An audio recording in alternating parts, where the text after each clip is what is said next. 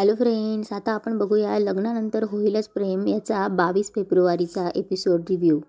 कालच्या एपिसोडमध्ये आपण बघितलं काव्या पार्थला बोलत असते की आपण लवकर लग्न करून इथून निघून जाऊयात, खूप घुसमट होते. तेव्हा पार्थ काव्याच्या पुढे हात करतो.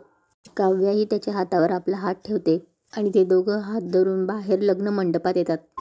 पार्थला नंदिनी आणि काव्याला जीवाचं प्रेम आठवत असतं. इकडे नंदिनी आणि जीवा लग्नासाठी यायला निघालेल्या असतात आणि इकडे काव्याचं आणि पार्थचं लग्न चालू असतं. काव्यासारखी जीवा येतोय का वाट बघत असते. दोघांचे डोळे पाणावलेले असतात. काव्याला जीवा बरोबरचं प्रेम तिचं आठवत असतं. शुभमंगल सावधान झाल्यावर सगळे त्यांच्या अंगावर अक्षदा टाकतात. इकडे वसू मंजूला बोलत असते, एकदम मूर्ख मुलगी ही रम्या. मंजू, मी सगळं जुळून आणलं असतं. मानाने पार्थची बायको म्हणून मिरवली असती हिला. आता ही काव्या येणार पार्थची बायको म्हणून आपल्या घरात. सगळ्याची माती केली या रम्याने. इकडे नंदिनी म्हणते, जीवा आपण कोणाचा तरी फोन घेऊया आणि घरी कळवूया, त्यांनी भलताच विचार नको करायला हवा. तेव्हा जीवा बोलतो, नाही आपण ऑलमोस्ट पोचतच आलोय, त्यातच वेळ नको घालवायला. आणि पार्थ दादाचा तुझ्यावर खूप विश्वास आहे आणि सगळ्यांचा विश्वास आहे, कोणी तुझ्याबद्दल असा विचार नाही करणार. तेव्हा जीवा बोलला, त्या मुलाचं नाव काय म्हणालीस? तेव्हा नंदिनी बोलते, दीपक.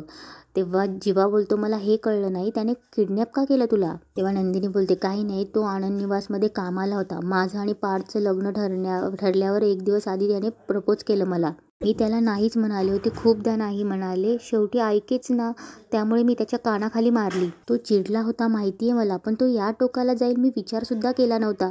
तेव्हा जीवा बोलतो, नशिबाने मी तुला त्या गाडीत पाहिलं आणि गाडीचा पाठलाग केला. तेव्हा नंदिनी बोलते, नाही तू होतास म्हणून, नाहीतर काय झालं असतं, मी विचार पण नाही करू शकत. आणि नंदिनी रडायला लागते. इकडे काव्या पार्थचं लग्न चालू असतो. गुरुजी बोलतात, वधूवरांनी एकमेकांना हार घालायचे. काव्या पार्थ समोर हार धरते आणि तिला पूर्ण जीवा आठवत असतो. पार्थ आपल्या आईबाबांकडे बघतो, तेही रडत असतात.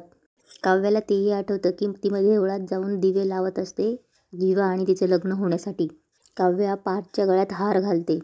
पार्थही काव्याच्या गळ्यात हार घालतो. इकडे जीवा नंदिनीला बोलतो, हे बघ तू प्लीज रडू नकोस, बघ आज तुझं लग्न आहे, स्माईल कर, आपण पोहोचूच घरी.